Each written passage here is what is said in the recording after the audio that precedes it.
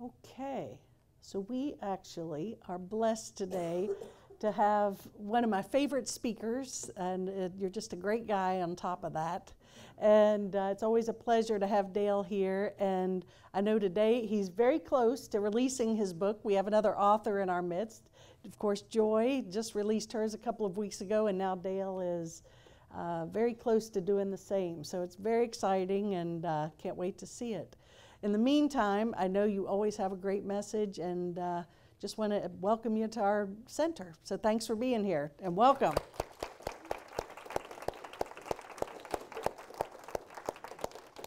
You on?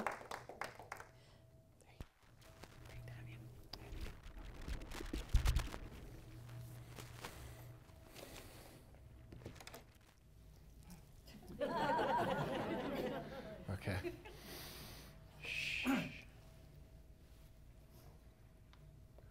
Just be aware of your breath.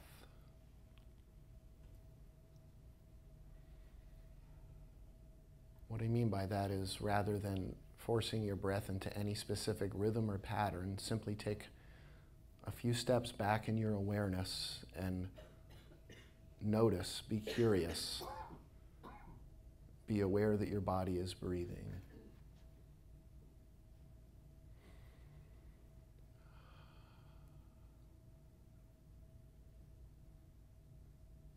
Are you breathing, or are you being breathed?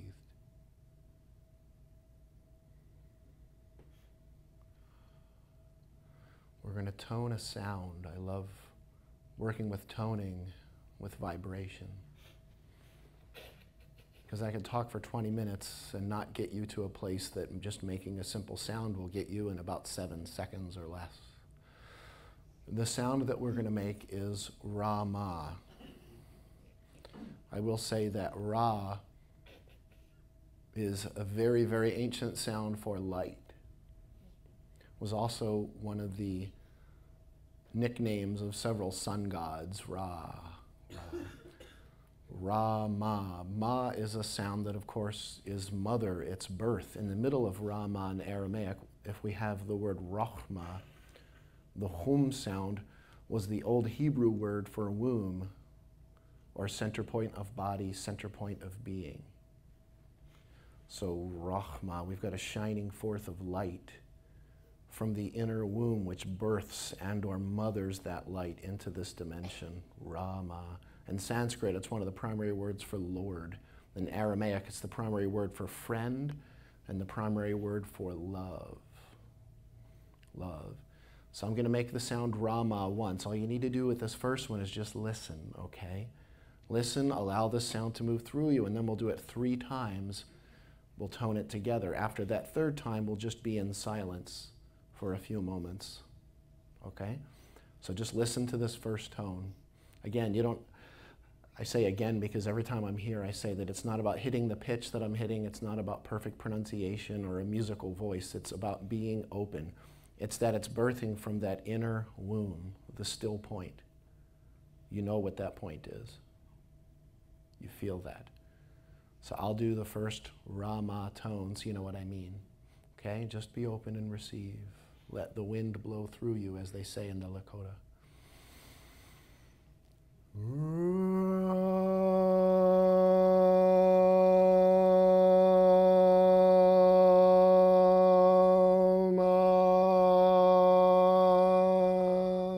Now this tone doesn't have to last forever. You don't have to turn blue in the face and fall forward, okay? It's about simply being open. Let's bring forth 3 Ramas, okay? 3. You ready? Here we go.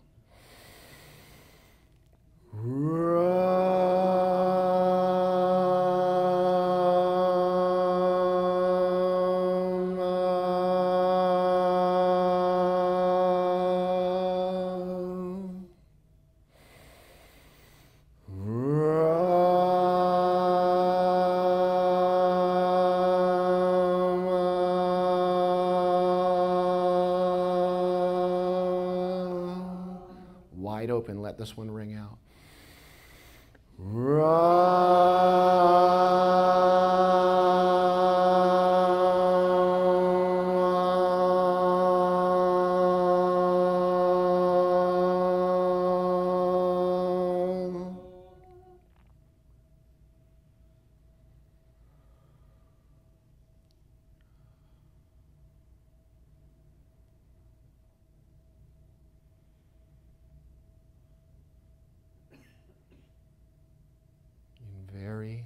consciously open your eyes and just look very consciously around the room. You're not necessarily looking for something, just noticing. Could be at a person, could be at anything.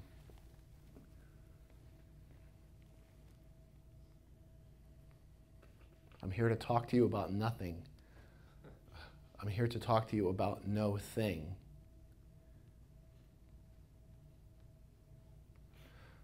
There's this idea that's been around for a long time that's so close but not quite yet. One aspect of it is that your thoughts create your life, or that you become what you think about. And I'm here to say something. Nothing could be further from the truth. Your thoughts do not create your life. You do not become what you think about. Your dream, what you think about becomes your dream. This. Your thoughts create your dream, but that's not your life. That's nothing other than the movie that's projecting onto the screen. That's not your life, that's your dream. You are life itself. You're not what's on the screen. You're not the film strip and the projector, which is your thoughts and your BS, your belief systems. You're actually the light itself. I love what Yogananda said. He spoke of cultivating the witness to transfer the sense of identity from the pseudo-soul or ego, or what Eckhart Tolle would call the pain body, not that it's all pain, and bring it back to the true sense of our inherent light, to become the ever-joyous witness of a stupendous cosmic drama. To actually lose, a lot of times it's pretty easy to lose touch with what's the dream and what's real. Unfortunately, we've got this language in America where we call this reality. And this could be no further from any kind of reality. Anybody ever been in a car accident? There's 10 people there. The insurance adjusters and the officers come to write down what happened. And they're like, was anybody here at the same time when this actually happened? Completely different. Imagine that if you're looking at like a 2,000-year-old spiritual text, something that, intriguingly, we sort of have to dumb it down to put it down in the words on a page. People ask me a lot, what took me so long in writing my first book? Actually, I wrote it a year and a half ago, but it wasn't time, so I kind of just sat on it like a mother hen.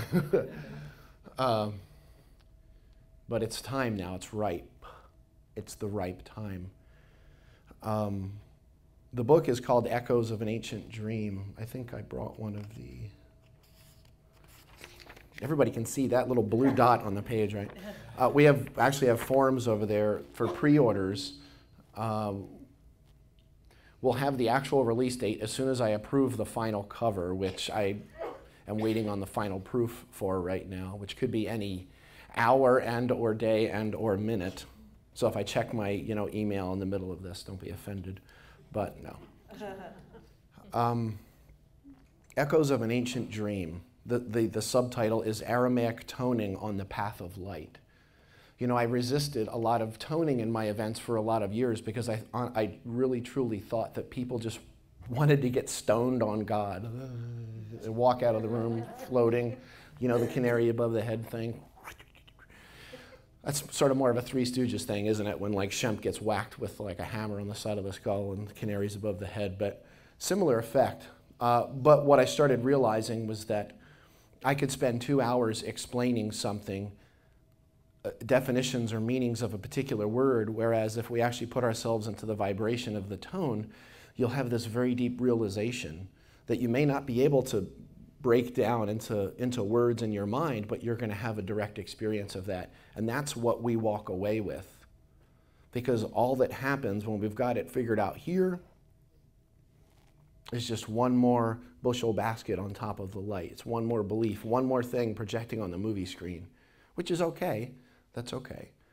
My relationship with toning actually started when I was really young, and I think all of us have had a relationship with tones like this. Babies do it.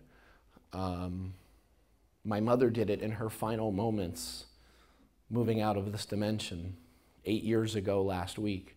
There's actually a chapter in my book that I'm going to read this afternoon for everyone who's at the toning gathering that we're doing. And the chapter is called Falling Back into the One. And it's about the experience of me actually getting up in my mother's hospital bed in New Jersey and holding her in my arms. And the last sounds that she could make in the last 24 hours were just very, very simple tones. The last sound I heard come from her was just a intriguingly, ma. The sound, the letter mem in Aramaic, means water or flowing expanse. And the sound means everything. Mem, aleph, ma. Interesting. The last sound that she made meant water flowing into the great expanse, which could very well have been the first sound I made on the way in that process. That really took me back to this. There was this irrigation tunnel under the road next to my house where I grew up in southern New Jersey. And I would sit down in this tunnel when I was 5, 6, 7, 8, 9, 10 years old. And I would sit there Indian style, lotus position. Nobody told me it was like a meditation position. I had no clue. And I'd sit there in the goop and the gook as the water was flowing. And I would just sit there in this tunnel for hours. I would often lay back in the stream and I would put my head back. My mother loved this stuff. Oh yeah. I'd put my head back and I would just start going, moo. I think a lot of people did this. You probably just forgot. And I would, I'm trying to rectify it all in my mind right now, maybe. Maybe not the muck and the under the ground thing and all that, but I think sitting into a stream and laying back, and only this part of my face would be showing, and I would start to lose sense of what was me and what was the water. And the tunnel was a bit more profound because there was these ridges in the tunnel. There was hundreds and hundreds of these ridges, and I would make like a sound, and as soon as I made that, I would start hearing these reflections back. And I would start to lose sense of what was leaving my mouth and what was the reflection. And there was this beautiful dance of so many different sounds that, now I can see them centered on my heart. And I started to lose sense of which was me and which was the reflection or the echo. Intriguingly, how many lights am I holding? One. Flash forward a little bit later in my life to 20 years ago, and I'd been kind of dabbling in Aramaic teachings for a couple of years. But I wake up at 4 a.m. In the Ozark Mountains at a place called Heartland, which is Dr. Michael Rice's teaching center.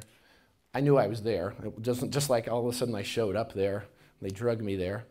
But I woke up at 4 in the morning, and it was just very still, and I walked out into the main living room area of the house I was staying in. And I found this, well, not really found. There was a cardboard box full of cassette tapes. Everybody's like, huh? Cassette. It's this little plastic thing. There's tape that sort of goes from one side to the other. Tape, like Scotch tape. No, you all know what that is.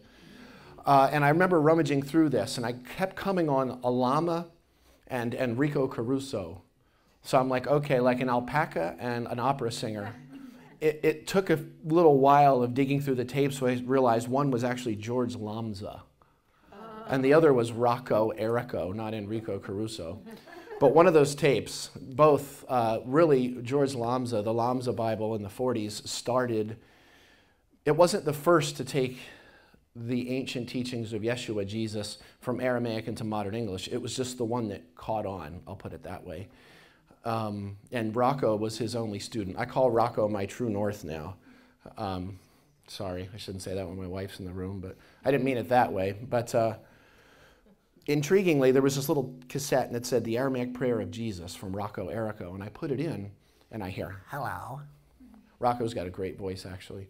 It's like, hello, this is Rocco Errico. Welcome to the Aramaic prayer of Jesus. And he says he's going to speak the Aramaic Lord's Prayer, and I'm like, I'd never heard it before at this point. And all of a sudden I hear,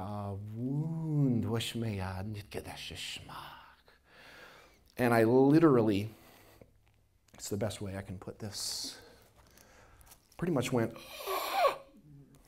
yes, it's color-coded. I wore this last week in West Asheville, and on the way up to the stage, I'm like, ooh, I didn't think about that. Is that too cheesy? No, it's okay. And I just went, okay, back to where I was. an amazing experience. I heard these sounds that I had never heard before. I didn't have a clue what they meant, and yet I knew exactly what they meant. Not here, but I could sense that. I had a very strong sense of an energy, a presence, a dancing light, you could almost say, in the room. And I remember looking at a tree through the screen in the open window, and there was I believe it was an oak tree outside. And it was like there was a certain life in that tree that I'd never quite seen before. And I remember walking up to the front door of the house and getting my hand on a canoe paddle, picking that up. This is 4 in the morning, we're talking early, and walking down the dirt road, barefoot of course. And I get down to the edge of what's called Bull Shoals Lake in southern Missouri. Missouri. If you're in the southern part, it's Missouri. It's like going to Nevada and saying Nevada, and everybody's like, huh? So I push the canoe out into the lake, and I get out. It was about a quarter mile away into another cove, and it's surrounded by basically canyon walls. And there was this tone that kept moving through me up to that point, and it was this sound.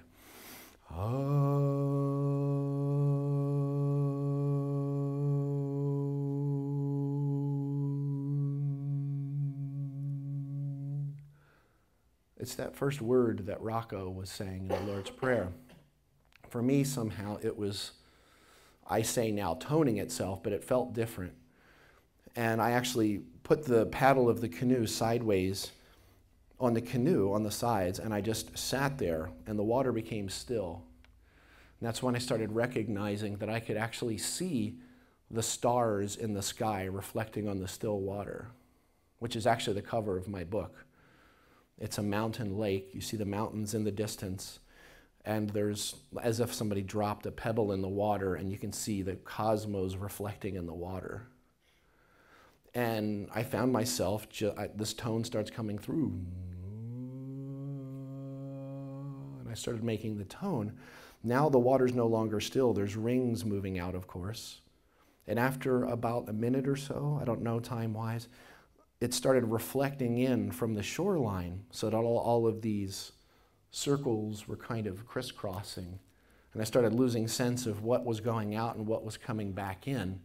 And it was at that moment that I realized that I was losing sense of the tones that were leaving my mouth, apparently, and what was reflecting back from the canyon walls. And I was also hearing the tinny sound of my voice echoing back off of the water, and the sound of my voice echoing back from the bottom of the canoe. I had this very, very open experience of, this is the best way I can put it into words.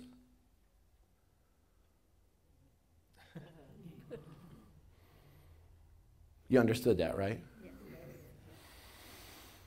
Very cosmic, very galactic, whatever you want to call that. And I had an experience that I'd had several times about my life, but never quite this flavor, should I say, where it was a sense that I was watching this dream from the position of nowhere and everywhere simultaneously, is the best way I can put it. And all I did was go, oh, it just made a sound. Interesting. I wasn't even sure. I didn't even know what the sound meant, actually. I just made the sound. That's a great thing when I tone with young children. They don't care what the sound means. They just want to make it. And if you explain it to them, they're not listening to you anyway. The other thing about toning with children is if you're going to bring your toys, don't bring them out in the beginning. Bring them out when you're losing their attention, because you bring these things out in the beginning, you're never going to get their attention. Just telling you that now. Oh, let me try the light pen. It's this sense of space. You know, there's a choice here that either this space between us is what separates us, or if we look deeper, it's actually, that's our union. That's the one. It's so easy to talk about oneness and or the one, but our brains being binary, as soon as you say the one, it thinks, okay, what about the two or the other? And we start thinking of, am I awake or am I asleep right now? And it starts to become a goal, like, how do I get back to that? How do I get back to that peaceful place? When it's always there. We lay those bushel baskets of reality, the film strip and projector, over top of the present moment, the echoes of our hidden past and the echoes of the impending future, when sufficient unto this present moment are the evils, which is the word bisha in Aramaic, which means unripeness. Anything that lays over the open space of this moment would be called a bushel basket, or would be called, what's the word, evil, which just means unripe, meaning I'm not open and fertile now.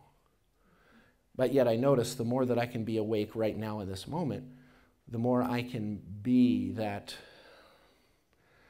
expansionary space of love. That it's not a goal anymore. It's not something I'm trying to get to, but it's actually who I am. I am that light. I'm not what I think, ever. I've never been what I think. I just fall asleep and forget and think that I'm what I think, because that's what thinking is. It's thinking about itself, and it can't think about anything other than itself, even when it tries not to think about something like, don't think about Michael Jackson. What are you not thinking about right now? Michael Jackson, sorry. It's funny how it works like that. And then you try not to feel what's in your system, and you try not to feel those places where you suffer, and trying not to is actually adding more intensive energy into the very thing that you're trying not to feel. It's like affirming that I am light and saying darkness doesn't exist. Here's a little insight. That's what darkness means. It means to not be conscious of. And the only reason there is darkness is because you're not willing to bring light to that space. I want to give you just a little quote here to bring this together from a friend of mine, a guy named Joshua P. Warren. And I'll tell you, it was from Josh that I got this, my first light pen maybe 5 years ago. And I think I talked about this one time when I was here. They actually take these pens and they train them on a space in a room. They put a little clip on it to keep it on. They put a video camera on and they leave the room. Josh is a paranormal investigator. You've probably all seen him on television a dozen times without realizing it. And what they do is, if there's any kind of energy in the room, they'll actually see it moving through the space in the video because of the laser grid. Interesting. But his book is called The Unauthorized Guide of Use the Force, a Jedi's Guide to the Law of Attraction, which is a perfect, good timing, Josh. It's really the best book I've ever read about attraction out of dozens of books, because it talks about the main thing that most attraction books won't touch, which is what you're really feeling, as opposed to what you're saying with your words. Most won't touch that space because it doesn't sell as many books. And he quotes amazing masters in this book. Here's the thing here where it says, saying positive things to others and to the universe is a major aspect of projecting the kind of energy that you want returned to you. This concept is at the heart of chanting magical spells.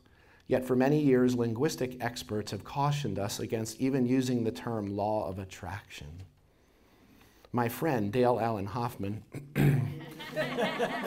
is an expert, I don't like the expert word, is an expert on the Aramaic language and its connection to mysticism. On one of his CDs, Inanna, Living from the I Am, which is available on the product table at this time. He points out that, hey, I'm originally from New Jersey, so what does that mean? He points out that saying that you want to attract something implies that you do not already have it. So if you tell me about what you're attracting, or if you're praying for somebody's health, stop it, because you're affirming dis-ease. Stop. Don't pray for anything, because all you're doing is affirming that lack. He goes on to say here, he says that manifesting or materializing the obvious, the word manifest, manifestus in Latin, means as obvious as my own hand. You do not manifest what you want. You only manifest what is obvious to you, regardless of what your words are saying. Materializing the obvious is about acknowledging that it already exists, as does everything in the universe. So you needn't separate yourself from the object of your desire by indicating that you don't already have it. What's probably the most important thing that we could probably speak of manifesting right now? Stuff, right? Cars, houses. Here's another quote from Josh. He says, of all the things that you can do in the universe, to neutralize bad things. Well, of course, bad's a judgment. The most powerful one is to use 3 simple words. What's the 3 simple words?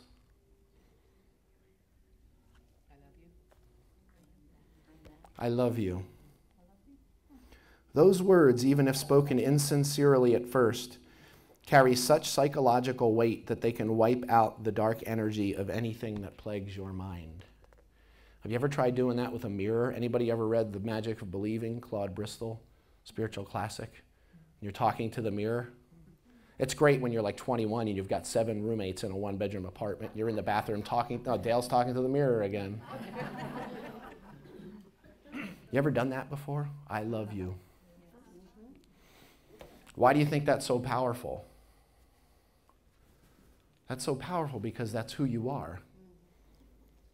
You're the light of love itself. You're not one of those somehow billions of people walking across the earth. You're not really a point of entry that seems unique and or new. You're the light itself. Love, what we call love, Rahma in Aramaic, Rama.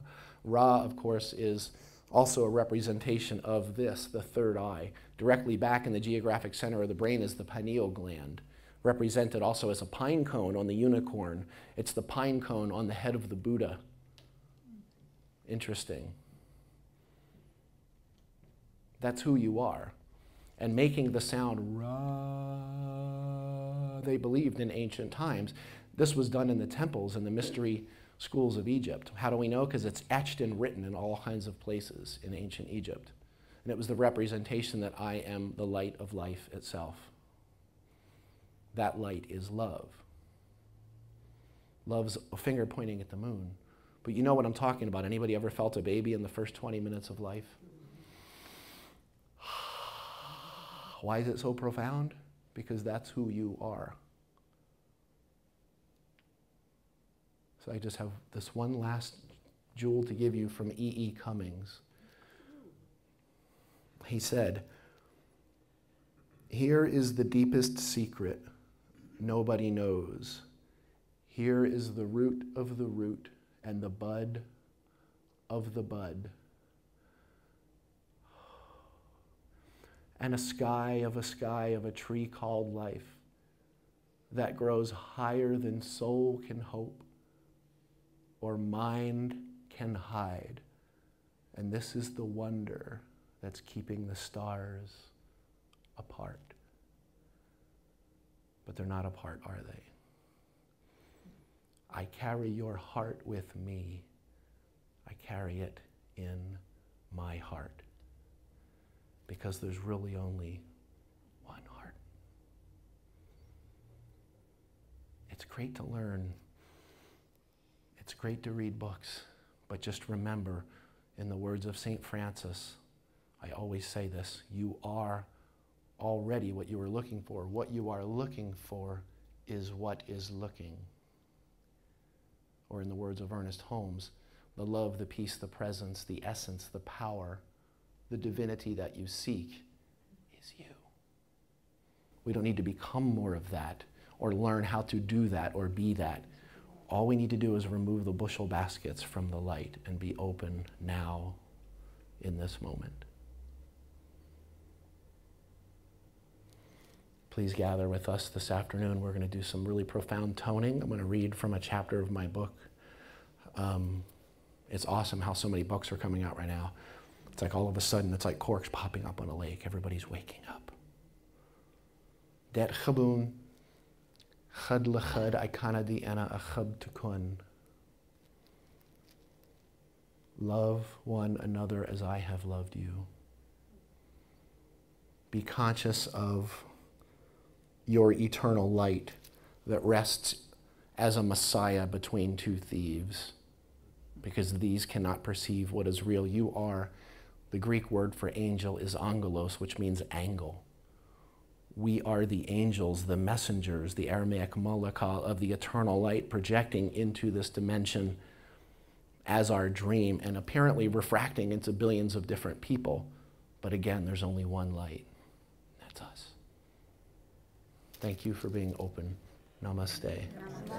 Thank you.